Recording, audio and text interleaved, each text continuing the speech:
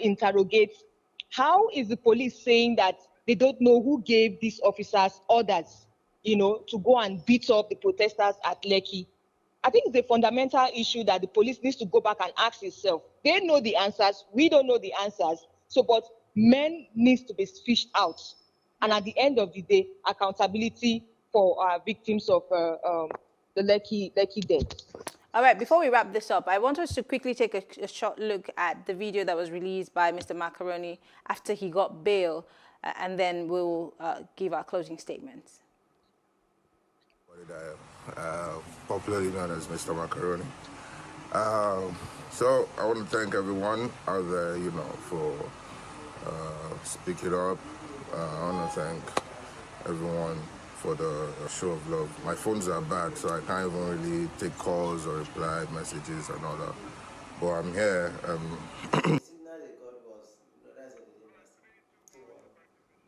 So finally, I'm coming to you again, Mr. Muyiwa. The feel we got from Mr. Macaroni was a feeling of fear. And this is what every average Nigerian feels when they come in contact with a police officer. In other climes, in saner climes, when you see a police officer, you feel safer. You can walk, with your shoulders high because you know that nothing bad can happen to you. But the reverse is the case in Nigeria. How can we regain that trust in the police force to be certain that when you see a police officer, you don't have negative thoughts or think of running? And we don't need to be sentimental about issues like this. It's that time we started respecting our laws in this country.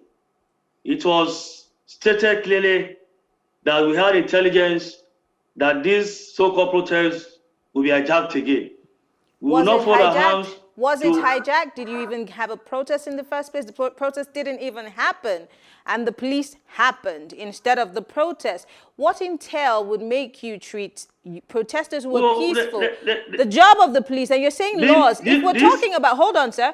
If we're talking about respecting laws, the laws of the country includes that of the right of a Nigerian to protest peacefully. And your job no as fundamental the police, matter is absolute. Let me correct you on that. Of course. They found their laws. They found their Can I just land so that you can conclude? One of the fundamental laws for every human being is the right to associate, the right to be heard. But I'm saying that in this regard, these protesters were going to be peaceful. Whether you got intel or not, your job as the police, shouldn't it be to make sure that that protest was peaceful instead of just off the cuffs, arresting every human being you saw at the toll gate? That's wrong. Police was not just arresting any human being they saw at the toll gate. We have it on tape. Let me correct you on that. Then the most beautiful thing about the law is the exception of that particular law. All these provisions in the Constitution, they have the exceptions. I think people just need to go and read exceptions to some of these provisions of the law. Even the right to life, which says you cannot take anybody's life, has exceptions. The one I still have. But they have a right to peaceful gatherings, and they had barely gathered, Mr. Muyiwa. Can I land, please? Can I land? If you want me to talk, can I land? Yes, please. Please let me say what I want to say, please. No fundamental right is absolute, like I said. There are exceptions to many laws. Most of the laws we have, they have exceptions. We just read the first paragraph of the law. We will not bother to read the exceptions to some of these provisions of the law.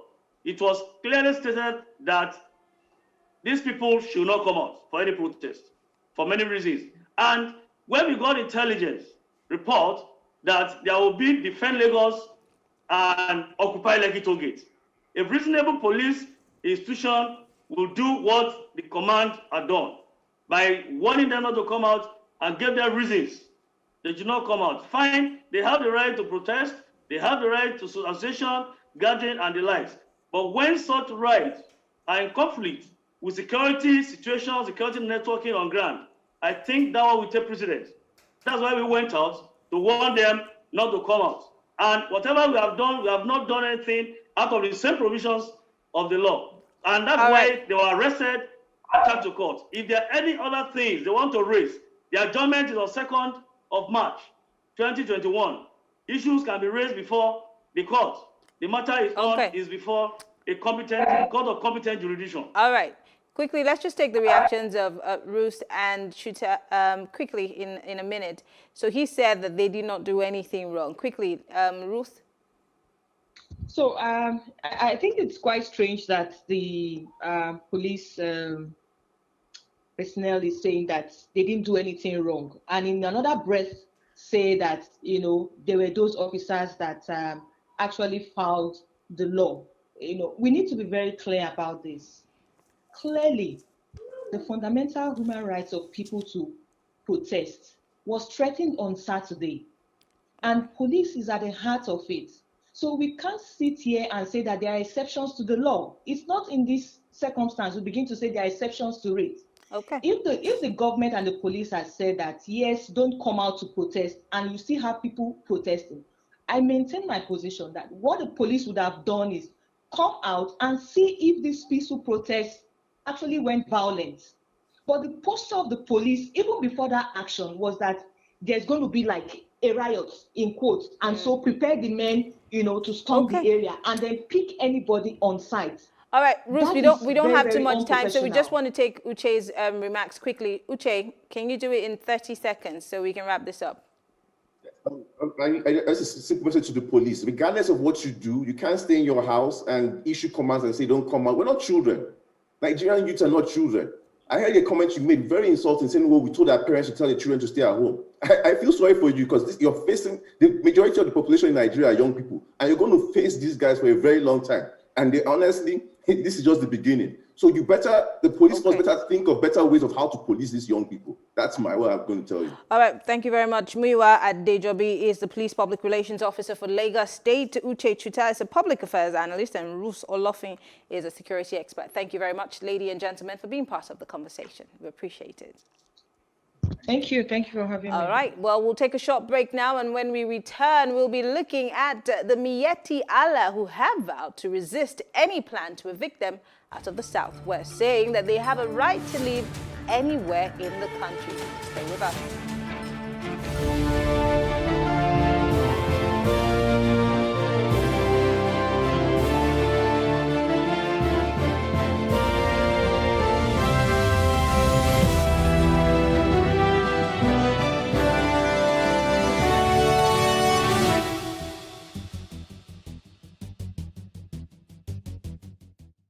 Even if INEC opens their portal today for continuous registration, we would rather complain than go to register. Yeah. If we go and know, are we going to change Africa? Because what did they do to make our lives better since then? Will inspire you. Inspire us to be like who? Like our Lord. Inspire you to know that once upon a time, some people also struggled. They don't even consider it that it's important to make the place conducive for people living with disabilities. More accessible. Because Nigeria has actually gone too far the other way to come back to look after the disabled. Somebody rigs the election and then he's, fraudulently sworn in. He goes for Thanksgiving. The rest of us will join, Your Excellency.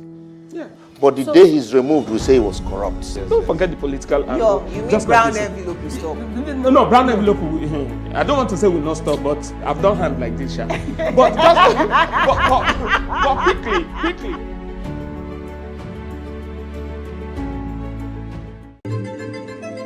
Nigeria, by extension, Africa, is faced with a lot of challenges.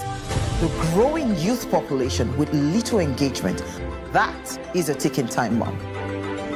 We are a blessed people with diverse culture and highly cerebral minds who have a lot to say. And yes, we are talking. It is important we drive the right conversation that informs, inspires, influences thoughts and action. If we say there's beauty in our diversity, then let us embrace our diverse culture. We must continue to courageously be the voice of transformation as we are the hope for the future. Yesterday's conversations shape today. What are you saying to shape your tomorrow? We know you have a lot to say, and we are here to hear you.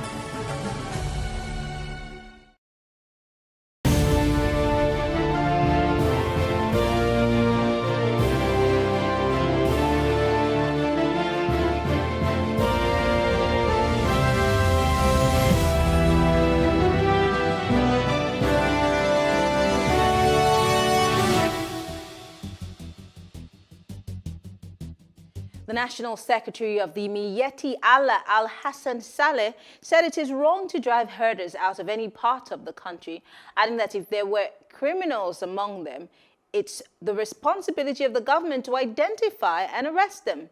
Now, previously, the Ondo State Governor, Rotimi Akeredolu, had asked all Fulani herdsmen to vacate the forest reserves in the state, issuing a 7-day ultimatum to the effect. The governor gave the order at a meeting with leaders of the Hausa, Fulani and Ibira communities in the state, saying that the activities of these herdsmen had long been causing a threat to security in the state.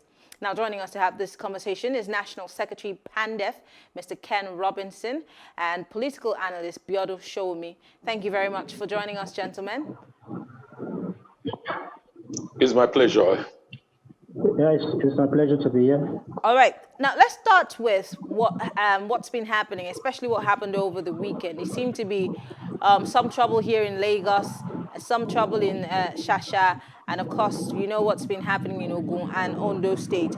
There have been several opinions as to how these farmers versus herders situation can be handled. But now, Governor Kowa of Delta State is saying that Nigerians should rise up against open grazing in the country. Is this something that we can all line up behind? How realizable is this? How workable is it? I'm going to start with you, Mr. Ken.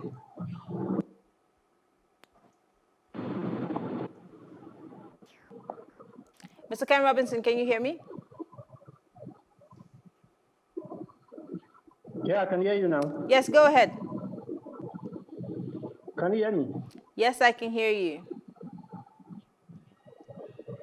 Kindly call me again with what you asked. So I'm saying that I had an interruption. Someone was trying to call me, so I didn't get what you asked. Okay, so there are people who have come up with different opinions as to how to deal with the farmer versus herders crisis in the country. But then Governor Kowa of Delta State has said that Nigerians have to stand up against open grazing. And I'm asking, is this going to be a solution, a long-term solution to the problem? And is this something that we can line up behind?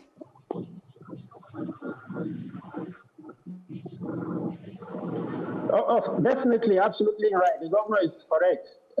We've continued to say that open grazing is outdated, is archaic, and that it will continue to occasion crisis if allowed in a modern society like ours.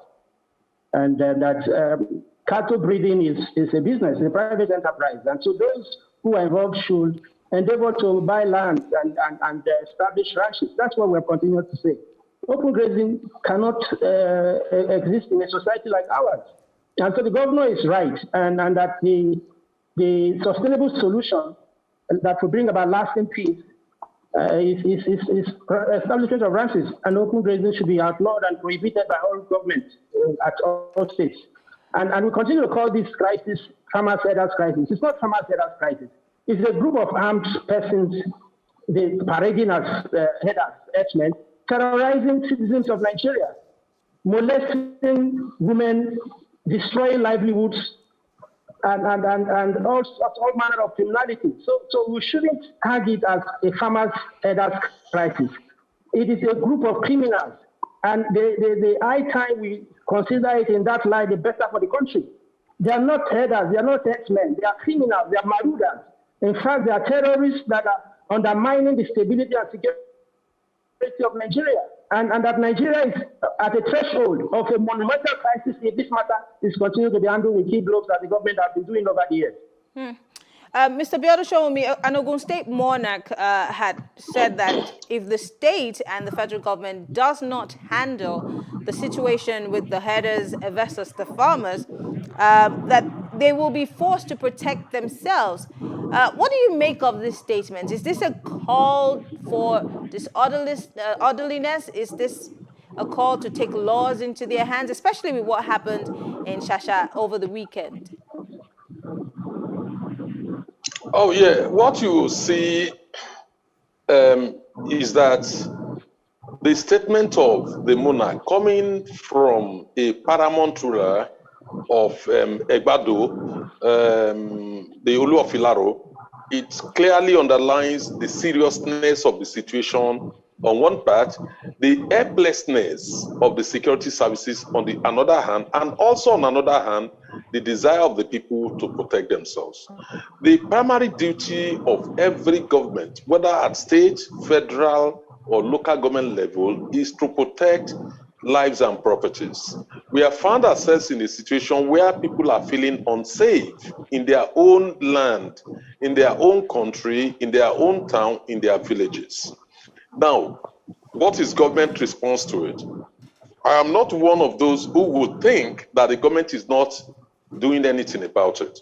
I think the government is caught in a trap. What do you do in this situation? You have a situation where the headsmen, who are mostly Fulani, have been able to portray themselves, through a kind of what you call them, I want to call it cow mentality, heads mentality, where they do not condemn crimes being committed by individual criminal Fulani headsmen. And therefore, they rise in defense of every people, anyone trying to defend themselves against their own properties. So this is the problem.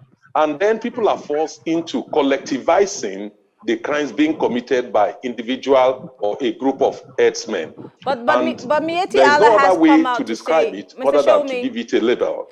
Mr. Shomi, Miyetti Allah has said succinctly that it is not their job to do the fishing out of these so-called marauders or these people who are hiding under the guise of cattle rearers or herders to commit crime.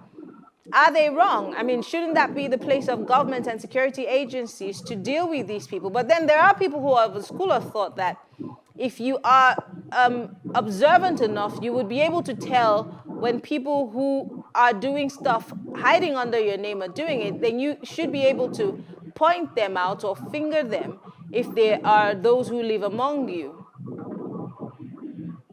Yes, the Miyetti Allah is right. I read the statement of the secretary. It is not their business to fish out those who are perpetrating crimes. It is the business of the Nigerian police force, all the security agencies in the country.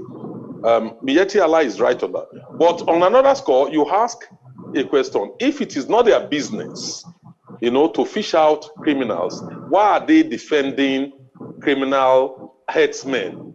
Headsmen kidnapping people, killing the wives of people, killing children, kidnapping. Why are they defending them? They always rush to defend those apprehended or those accused of those crimes. So this is the contradiction for me. If I'm in a position to advise the Miyetti Allah spokesperson, they need not drag themselves into this issue.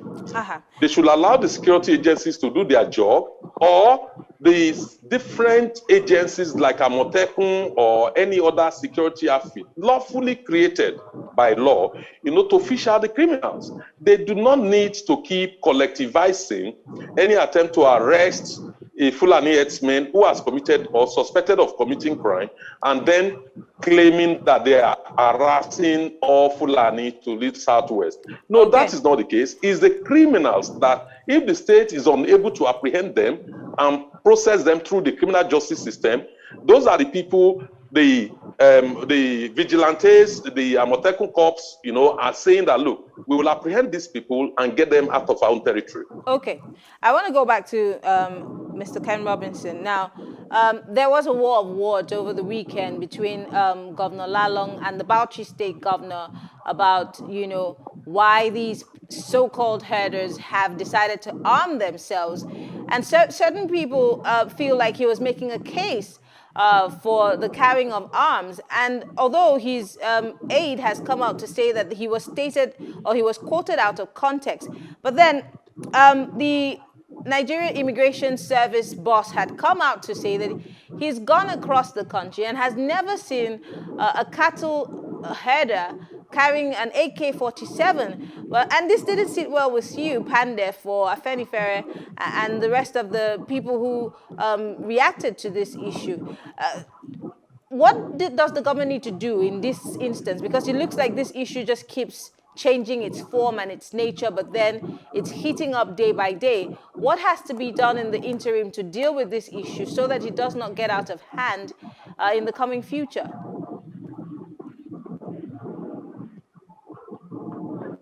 As you rightly said, there are those reports, and then there's a report also on your screen right now that Miel are saying nobody can force us out of Southwest.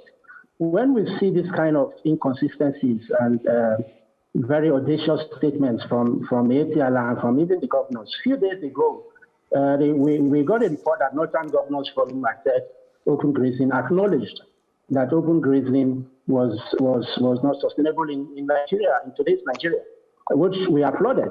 And then the next day, Governor Bala Mohammed of Bauchi State saying that, giving reasons for herdsmen carrying AK-47. And then we said, then every Nigerian businessman should carry AK-47 around.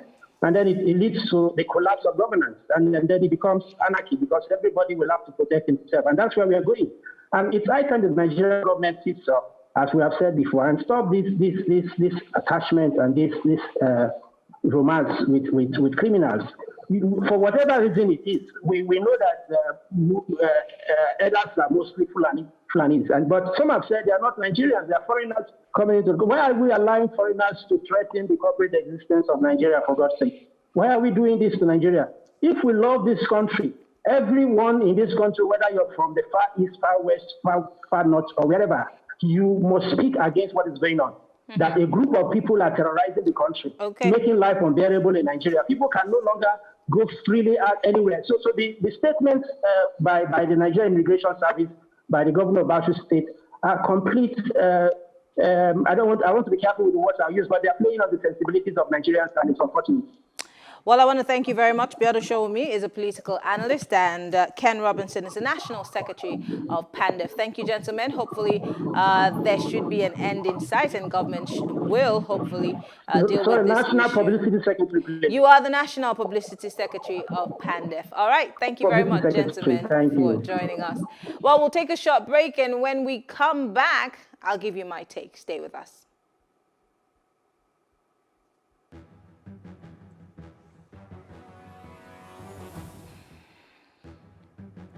Well, here's my take.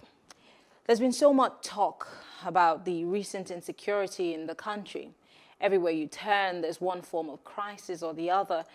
It almost seems like they're picking up steam, all of these issues, because no one is really addressing them and doing the needful to deal with the root cause of the crisis.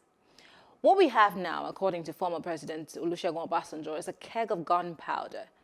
We must shun all forms of sentiment and deal decisively with these pockets of violence. We cannot afford to let them get out of hand. This is not the time to walk on eggshells on issues such as this. Not the time to put a plaster over the cancer. Treat the problem. Again, the Lekki Toll Plaza has left a sour taste in the mouth of Nigerians and all those who seek for justice. With humans being treated like sardines and their human rights stripped from them, is this really the way to go? Is there no more value for Nigerians by its government? Do we no longer have a voice in this country? I mean, really, how the mighty have fallen. This is a new low for us, and it's quite unfortunate. But the question is, where do we go from here? I'm Mariana Cohn, thanking you for watching. Have a good evening.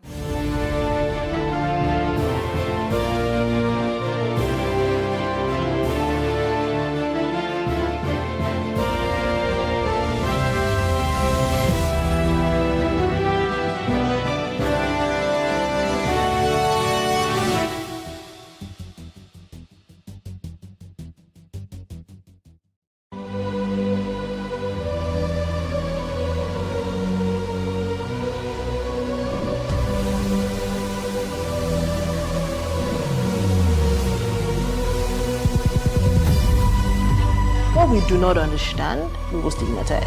What you can see is the remaining of the tanker that exploded. The suspect equally confessed.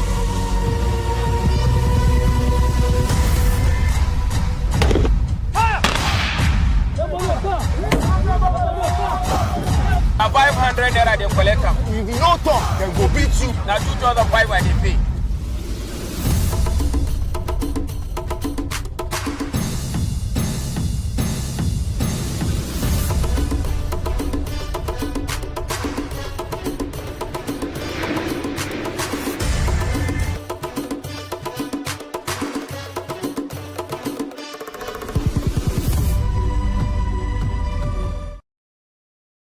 can't talk about education reform if we don't decolonize our education system. What we do not understand, we will stigmatize. Because it's just cultural. And I think it's just human nature. They stop paying us salary. I don't like remembering it. I am angry at Nigeria. I'm angry at this government which seems to be letting us down. I'm angry at us as a people. In the process of struggling to free myself from his hand, he tore my pants and he raped me. Yes, I commit offense truly.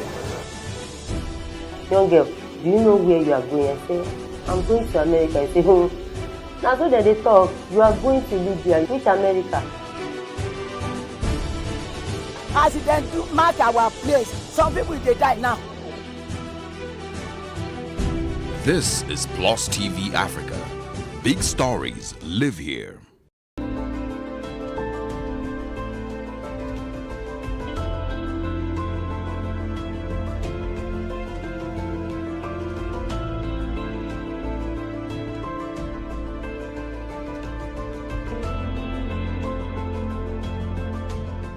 When I heard him, I didn't know he was a sickler until last year. Though at birth, from birth till like age 2, he was always getting sick, always leg pain, my hand and everything. We did a genotype test, then they told us it was AA.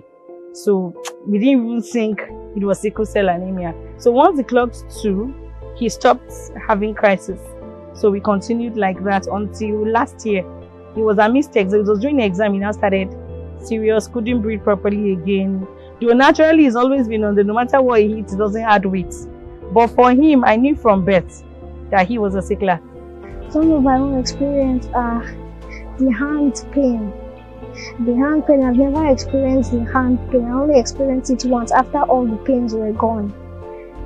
But the chest thing was the first I started experiencing. When there is a deformity in this oxygen carrying capacity of the blood, that is, there is a deformity in the red blood cells. This oxygen carrying capacity, it becomes abnormal. It can no longer hold. Now, what we call sickling, that word sickle cell comes from sickling of the red blood cells. The red blood cell is by concave, and when it is now sickled, it's cut, it's sickled. Like a sickle. That means the capacity, the ability to carry oxygen is reduced. There are a lot of challenges, but I will go with, growing up having sickle cell is one of the most difficult things ever. And I believe also that surviving sickle cell is dependent on how the world has been treated. Living with it in your school days, you have to know how to survive. Sometimes you miss classes, you miss exams because you're having a crisis. Sometimes you have to, the relationship between your family and friends becomes there's this strain, especially if you don't have a patient family, that really understand what sickle cell is. I was exposed to a lot of medications, a lot of treatments, a lot of prayer houses, a lot of deliverance sessions. So, being a child, you have no option. You just have to go with whatever your parents say. Whenever any person has had sickle cell and there is manifestation, then what we can do is to now treat or prevent them from having crisis. There is one thing to have sickle cell, another thing is to have crisis from the sickle cell. This crisis is derived to oxygen delivery to the blood cells. Malaria is something that actually brings my own crisis and blood infection, the usual typhoid that they call. If it starts with my limbs, I know malaria is around the corner. But if it starts with my vertebral column, I know that this could be blood infection. What makes me know that, okay, probably I'm going into crisis is that I start feeling a bit tired, a bit weak. Then I start feeling these pinches, on my body. I started having crisis even before we knew it was sickle cell. So I've been living with the That's I'm 35 now, so let me say for 35 years. There are times I don't go to work for like a month, sometimes 2 months, as long as the crisis lasts. But thank God for the kind of people I work with. They tend to understand with me. It's financially burdensome. Your work, if you don't have good people working with you, it affects that too. And some people, there are some instances where you lose a job. I won't say it has been easy for with the siblings and him as well. Most times when we are on break and we get to witness him during the crisis, it is always heartbreaking and a tough one to see it, to be honest. There are many complementary remedies. So many people have tried different things. But we know